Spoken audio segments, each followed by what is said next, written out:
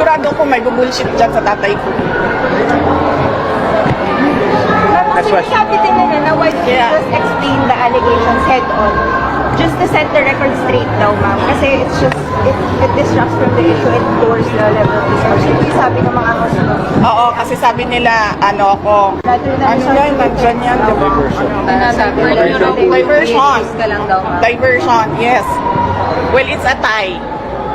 Kasi ang ginagawa nila is a diversion from the nothingness that is this country is undergoing.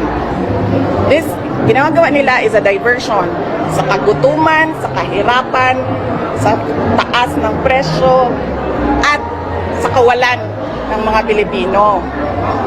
Ginagawa niyo akong diversion, gagawin ko din kung ano yung ginagawa niyo. Di ba? Ma'am, ba't the inflation rate Wala. is bumaba? Talo na kayo. Wala na. Kahit na anong gagawin nyo, talo na kayo. Ma'am, what's your thought? Sa Quadcom, inimbestiga ng AJK allegedly against President Duterte.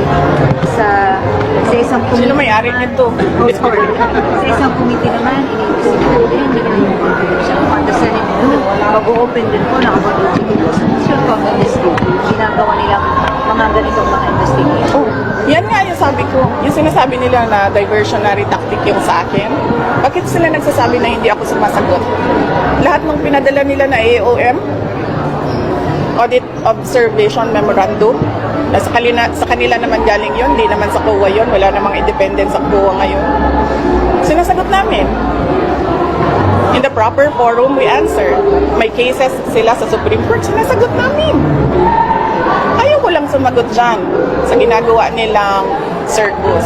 Hindi naman ako ang nagmumukhang tanga dyan sila kasi hindi na nila ginagawa ang trabaho nila and for what? Diversionary! Oy! Sabihin nyo sa kanila, gutom ang mga tao. Gutom. Wala silang pambili ng pagkain. If you were to advise the President, kasi mukhang may intention siya to attend at Quadcom, ano bang advice ni Vice President kay PRR? Kasi he was invited and at first he signified his intent to attend. Pero medyo masama daw pakiramdam kaya he was not able to make it today. Oo. Well, Will you encourage or even, allow him to attend at the Quadcom? ako ang stand ko personally, tulad ng ginagawa ko. Uma-attend ako at sinasabihan ko sila kung ano yung nasa isip ko. Yan yung stand ko. I don't know with President Duterte.